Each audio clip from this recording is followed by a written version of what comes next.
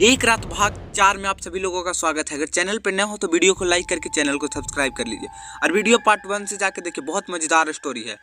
तो वीडियो शुरू करते हैं। मुझे अब सब याद आ चुका था, बस ये समझ नहीं आ रहा था कि इस जगह के बारे में मैं और रिया ही जानते थे, तो फिर मेरे दोस्त यहाँ कैसे पहुँचे। इन सवालों का जवाब मेरे दोस्त से मिल सकता था। तो फिर मैंने अपने दोस्त को कॉल किया। जब मेरा दोस्त ने फ़ोन रिसीव किया तो मैंने उससे कहा कि यार मैं यहाँ फंस गया हूँ, मेरी कार ख़राब हो गई, तो जल्दी से तुम लोग यहाँ आ जाओ। मेरे दोस्त कहता है हम लोग अभी आते हैं, अभी तू जहाँ है वहाँ का लोकेशन सेंड कर दे।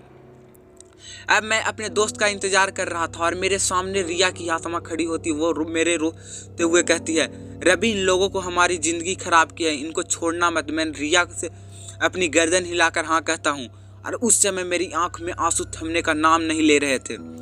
और फिर मैंने रिया की तरफ बाहें फैलाते हुए, और रिया मुझसे गले लगती है, लेकिन वो रिया का शरीर नहीं रूह थी। पर उसे गले लगाकर मुझे एहसास हुआ कि मैं कितना प्यार करता हूँ, क्योंकि मैं उस रूह को अपने करीब पाकर बहुत सुकून मिला रहा था।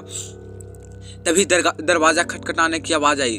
अब मेरे दोस्त आ चुके थे। दरवाज़ा खोलने गया तो दरवाज़ा खोला तो अपने चारों दोस्त सामने थे, लेकिन जैसे ही पहले खुशी से गले लगता था, आज उनको जान से मारना चाहता हूँ। उनमें से एक मुझसे कहने लगा, तेरी इसी जगह कार खराब होनी थी। मैंने कहा हाँ यार, लेकिन अच्छा ये घर सामने दिख गया। पर हैरानी वाला बात है कि यहाँ कोई नहीं रहता। वो चारों जवाब देते, अच्छा यहाँ कोई नहीं रहता। वो लोग अंदर की बेड के चारों तरफ उन्होंने देखा तो कहने लगे कि सही कह रहा है यार, यहाँ तो कोई भी नहीं है। वो चारों सोफे पे बैठ गए और उनमें से एक कहने लगा, यार यहाँ है कोई, लेकिन इतनी सफाई कैसे। लेकिन मेरा उनकी बातों पर गौर नहीं किया, क्योंकि मैं रिया को देख रहा था जो काफ़ी गुस्से में थी और उन्होंने चारों को घूर रही थी। और फिर मेरा एक दोस्त मवाली भाषा में कहता है, अबे चल नाटक मत कर, अब उन लोग को क्या करने का यहाँ बता। मैं उसको मवाली भाषा सुनकर हैरान हो जाता हूँ और कहता हूँ मतलब। और दोस्त सुनकर कहता है, अबे ओए, हम तेरा यहाँ मतलब वगैरह सुनने की नहीं आए हैं, अब सीधी बात पर आता हूँ अपुन। मैंने कहा कौन सी सीधे बात। और दोस्त कहता है यही कि मुझे सब याद आ गया है, अब नाटक मत कर। मेरे को मालूम था इधर आते ही तेरे को सब कुछ याद आ जाएगा।